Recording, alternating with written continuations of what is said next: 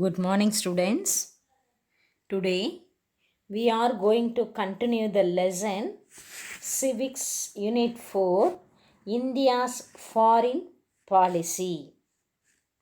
We already learned about principles of India foreign policy, meaning and significations of non-alignment, analyze the foreign policy. இப்போ என்ன பார்க்க போகிறோம், இன்றைக்கி என்ன கண்டினியூ பண்ண போகிறோம் அப்படின்னா, importance of foreign policy, analyse the significations of foreign policy and difference between domestic and foreign policy. இன்றைக்கியோட கண்டினியூஷனாக இதை பார்த்துட்டு இதோட இந்த லெசன் கம்ப்ளீட் ஆகுது. Okay, listen carefully, mark the question answer and mark the important one words. Listen carefully. Take your book, page number 272. We continue the lesson. Let's see. First one, we are going to see the basic concept of India's foreign policy. இந்தியாவோட வெளியுறவு கொள்கையில் அடிப்படை கருத்துக்கள் என்னென்ன அப்படின்னு பார்க்க போகிறோம். அதான் basic concept of India's foreign policy. First point, preservation of national interest. National தேசிய நலனை பாதுகாக்கிறது, அதுதான் preservation of national interest. Second one, achievement of world peace, உலக அளவில் அமைதியை நிலைநாட்டுதல். டிஸ்ஆர்மமெண்ட் அப்படின்றது ஆயுதங்களை குறைக்கிறது. Fostering cordial relationship with other countries, அடுத்த கண்ட்ரீஸோட நெய்பரிங் கண்ட்ரீஸோட கோர்டியல் ரிலேஷன்ஸ் அப்படின்றது நட்புறவுகளை வளர்க்குறது, பரஸ்பர நல்லுறவை வளர்க்குறது. Solving conflicts by peaceful means, எவ்வளோ பிரச்சனைகள் எவ்வளோ மோதல்கள் இருந்தாலும் அதை அமைதியை நிலைநாட்டு அதை தீர்க்கிறது, அமைதியான முறையில் அந்த பிரச்சனைகளை தீர்க்கிறது. Next one, independence of thought and action as per the principle of NAM. Independent and thought and actions, ஒரு சுதந்திரமான முறையிலையும் அந்த அடிப்படையான கொள்கையான NAM, நான் அலைன்மெண்ட், அணி சேரா கொள்கையை ஃபாலோ பண்ணுறது. Equality in conducting the international relation, சர்வதேச முறையில் ஒரு சமத்துவத்தை நாடி செல்வது. Next last one, anti colonialism, anti imperialism, anti racism. என்ன செய்கிறாங்க, காலனியலிசம் அப்படின்றது காலனி ஆதிக்கம், ஏகாதிபத்தியம், அண்டு ரேசிசம் அப்படின்றது இனப்பாகுபாடு. அந்த மாதிரி அந்த ஆன்டி அப்படின்னாலே என்னது, அதை எல்லாத்தையும் அகெயின்ஸ்ட் பண்ணுறது, இந்த முறைகளை ஒழிக்கிறது. இதுதான் basic concept of India's foreign policy. Next one, policy of disarmament. இது ஒரு 2 மார்க் கொஷினில் கேட்பாங்க. Policy of disarmament. Since independence, global proliferation has been a dominant theme of India nuclear policy. India அமைதியை விரும்புகிறத விட அணு ஆயுதங்களை குறைக்கணும் அப்படின்றதுல தான் ஸ்ட்ராங்காக இருந்தாங்க. So India supported UN disarmament programme. 1945 UNO start பண்ணாங்க. அதில் ஃபஸ்ட்டு UNOவில் டிஸ்ஆர்மெண்ட்டை பற்றி பேசுனது நம்ம இந்தியா மட்டும்தான். அணு ஆயுதங்கள் குறைப்பை பற்றி பேசுகிறது இந்தியா மட்டும்தான். India's nucleus programme in 1974 and 1998. நம்மளோட அணு ஆயுத சோதனை ஃபஸ்ட்டு ராஜஸ்தான் ஸ்டேட்டில் புக்ரான் அப்படின்ற இடத்துல 1944 நடந்துச்சு, 1974 நடந்துச்சு. அண்ட் செகண்ட் அணு ஆயுத சோதனை 1998 நடந்துச்சுன்னு அப்படி படிச்சிருக்கோம் நம்ம. 2 themes of India's nuclear doctrines are, 2 themes இருக்குது இந்த நியூக்ளியர் அணு ஆயுத குறைப்பு அந்த பற்றி 2 themes நம்ம வச்சுருந்தோம். நோ ஃபஸ்ட் யூஸ், ஃபஸ்ட்டு என்ன செய்கிறதில்ல, நம்ம யூஸ் பண்ணுறதே இல்லை. எந்த நாடுகளுக்கும் எந்த பிரச்சனைக்காகவும் நம்ம எதை யூஸ் பண்ணுறதில்ல, அணு ஆயுதங்களை யூஸ் பண்ணுறது. அதான் no first use. Creditable minimum டிட்டரைன்ஸ் அப்படின்றது நம்பகமான தற்காப்பு திறன் அப்படின்னு சொல்லுவாங்க. மினிமம் எவ்வளோ குறைக்க முடியுமோ அவ்வளோ குறைக்கிறது. தற்காப்பு, நம்மளை பாதுகாக்கணும், அடுத்த நாடுகளை என்ன செய்யக்கூடாது, எந்த தாக்குதலுக்கும் உள்படுத்தக்கூடாது. அதுதான் creditable minimum deterrence. It has decided not to use nuclear power offensive purposes. நம்ம எதுக்காகவும் என்ன செய்கிறதில்ல, நியூக்ளியர் பவரை யூஸ் பண்ணுறதில்ல. And would never use against any non nuclear state. எந்த ஸ்டேட்டுக்கும் அதுக்கான ஒப்பந்தங்கள்லையும் நம்ம கையெழுத்திடுறதில்ல. Indo UN civilian nuclear deal marks a significant progress in Indian foreign policy. இந்தியாவுக்கும் United States Indo US civilian nuclear deal, அதில் மட்டும்தான் நம்ம என்ன செஞ்சுருக்கோம், டீலில் சைன் பண்ணியிருக்கோம். இந்தியாவுக்கும் யூஎஸுக்கும் அந்த அணு ஆயுதங்களை யூஸ் பண்ணுறதுல சைன் பண்ணியிருக்கோம். அதுதான் நம்மளோட வெளியுறவு கொள்கைகளை வளர்க்குது. இது என்ன கேட்பாங்க, 2 மார்க்கில் கேட்டாங்க அப்படின்னா இந்த பாயிண்ட்ஸை நீங்கள் பாலிசி ஆஃப் டிஸ்ஆர்னமெண்ட் அப்படின்றத 2 மார்க் கொஷின், செகண்ட் 2 மார்க் கொஷினில் நீங்கள் இதை எழுதணும். Okay, what is the second 2 mark question in your book? Explain the India's nuclear policy.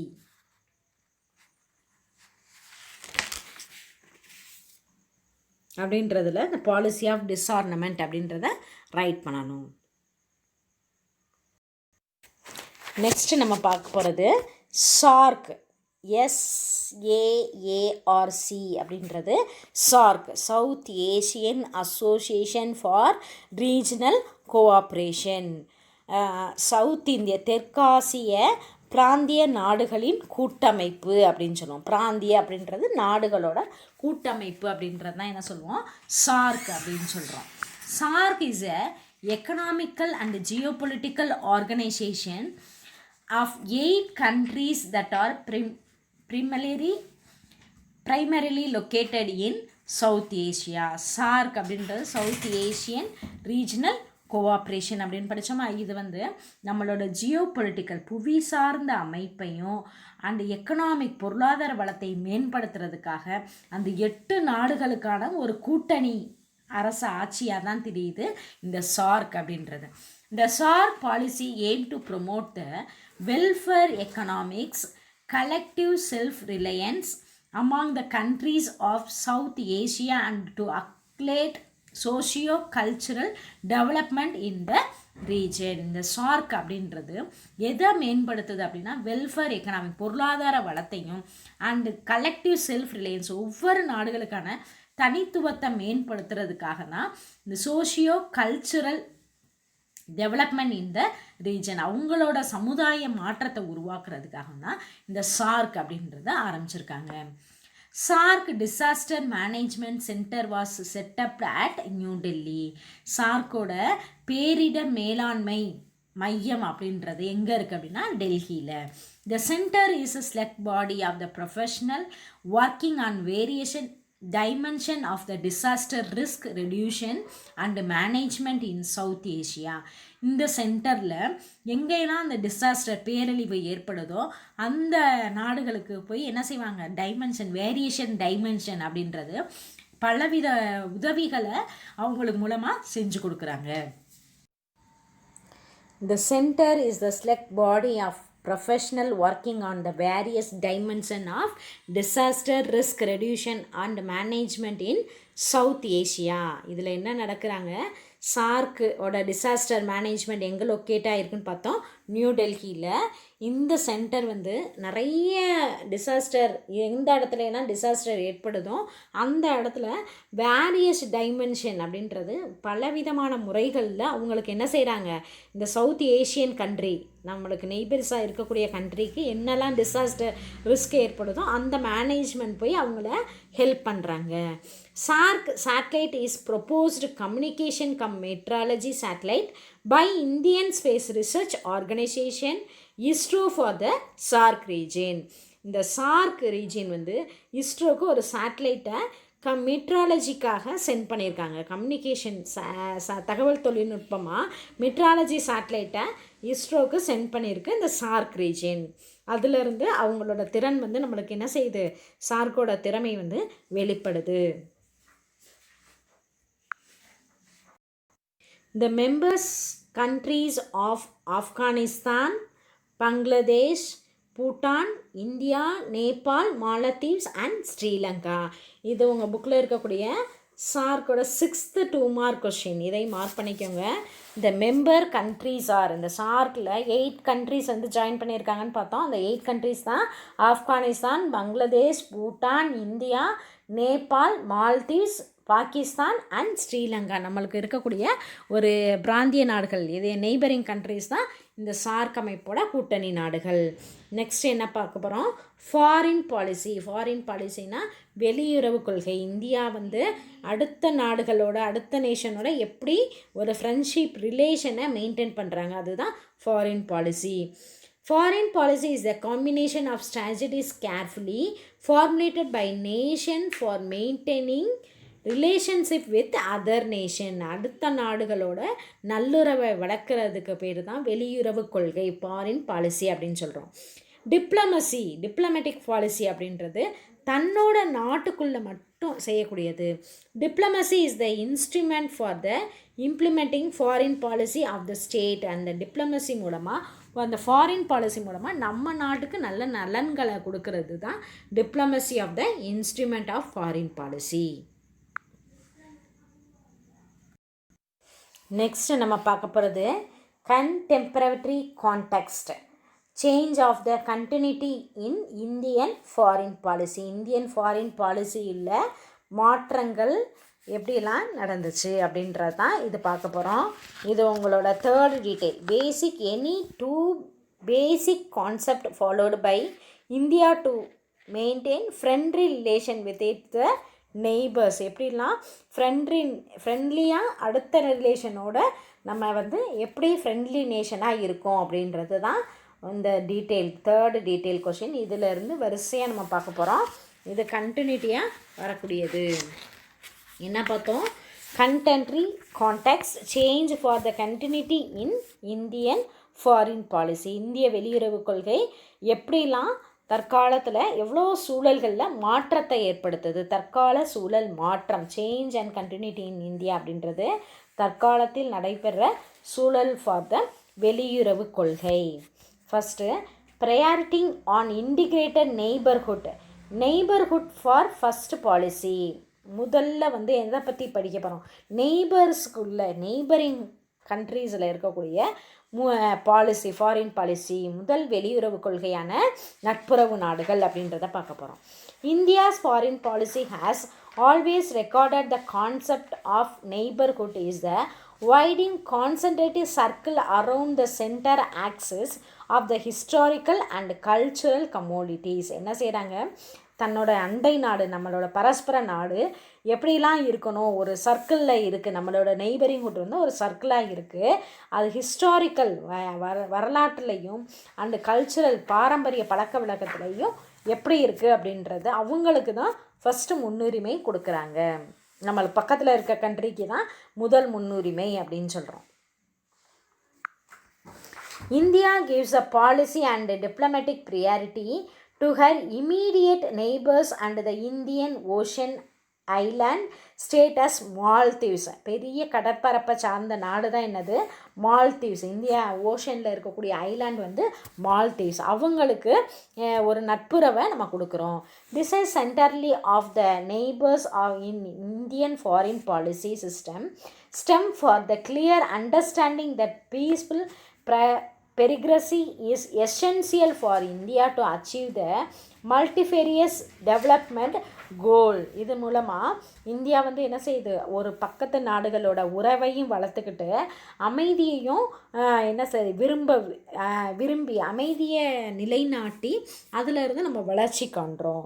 India provides neighbours with support as needed in the form of resources, equipment and training centres. நம்மளோட வளங்களையும் என்ன செய்யுது, பாதுகாக்குது. அதை பாதுகாக்கிறதுக்கான ஏற்பாடுகளையும் செய்யுது. Greater connectivity and integration is provide so as to improve the free flow of goods, people, energy, capital and information. இதன் மூலமாக கிரேட்டர் கனெக்டிவிட்டி, இது மூலமாக ஒரு தேசிய ஒருமைப்பாடை நிலைநாட்டுறதுக்கு ஃப்ரீ ஃப்ளோ ஆஃப் குட்ஸ், ஒரு ரா மெட்டீரியல் எங்கே வேணாலும் கிடைக்குது. அண்ட் பீப்புள், நல்லுறவை மக்கள்கிட்ட வளர்க்க முடியுது. எனர்ஜி கிடைக்கிது, கேபிட்டல் மணி கிடைக்கிது. அண்ட் இன்ஃபர்மேஷன், புதுவிதமான டெவலப்மெண்ட்டை நம்ம உருவாக்கிக்க முடியுது. இதுக்காக தான் என்ன ஃபஸ்ட்டு விரும்புகிறாங்க, நெய்பர்ஹுட்டோட ஃபஸ்ட்டு பாலிசி நம்மளோட பக்கத்து நாடுகளுக்கு இருக்கிற கண்ட்ரிகளோட நல்லுறவு அப்படின்னு சொல்கிறோம். ஃபஸ்ட்டு பாயிண்ட் என்ன பார்த்தோம், neighbourhood first policy. Second one என்ன பார்க்க போகிறோம், bridging diplomacy and development. Bridging diplomacy and development, ஒரு பாலமாக செயல்படுது. நம்ம நாடுகள் ஒரு பாலமாக செயல்படுறத தான் பிரிட்ஜிங் டெவலப்மெண்ட் அப்படின்னு சொல்கிறோம். One of the major objectives of India foreign policy has been leverage international partnership for Indians' domestic development.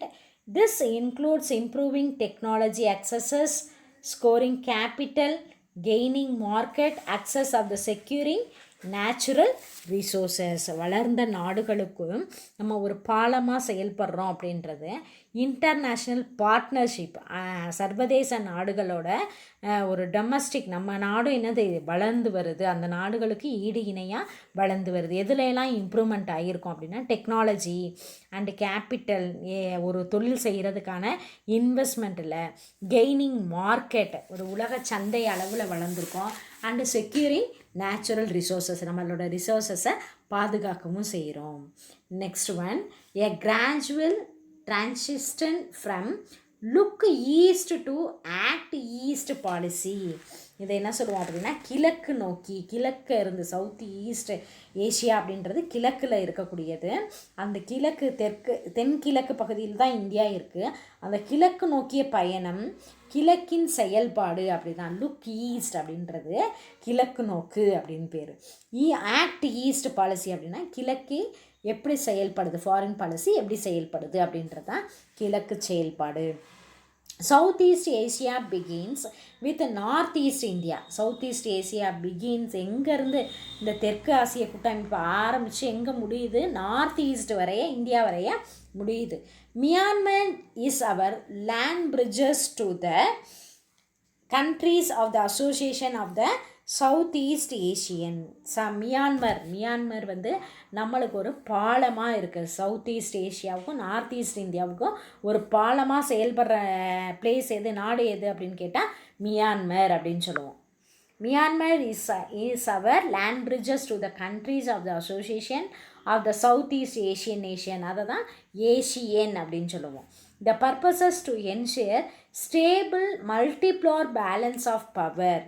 என்ன செய்யுது, ஒரு ஸ்டேபிளாக மல்டி பர்பஸஸ், மல்டிபோலார், எல்லா நாடுகளுக்கும் ஒரு பேலன்ஸை, ஆற்றலை கொடுக்கக்கூடிய வல்லமை தக்க தான் இந்தியா விளங்குது. இந்த Indo Pacific and became the integral part of Asia. Myanmar ஒரு பாலமாக செயல்படுது. மல்டிபோலார் பேலன்சஸ், எல்லா நாடுகளுக்கும் தன்னோட பேலன்ஸை நிலைநாட்டணும் அப்படின்றத இந்தோ பசிபிக் ரீஜன் வரைய, பசிபிக் தான் உலகத்திலே பெரிய ரீஜன், அது வரைய தன்னோட அமைதியை நிலைநாட்டி டெவலப்மெண்ட் ஆகுது. This policy empires a more productivity role for the Asian and east Asian countries. இதனால் நிறைய எம்பசஸ், நிறைய ப்ரொடக்டிவிட்டி ஏஷியன்ஸ்க்கும் ஈஸ்ட் ஏஷியன்ஸ்க்கும் உருவாகுது. ஈஸ்ட் ஏஷியனுக்குள்ள தொடர்பு நீடிக்குது. த 3 big elements in our eastern policy: stronger emphasis on physical connectivity, இயற்கை வளத்தை பாதுகாத்து நம்மளோட ஒரு இயற்கை அரணாகவும் இருக்குது.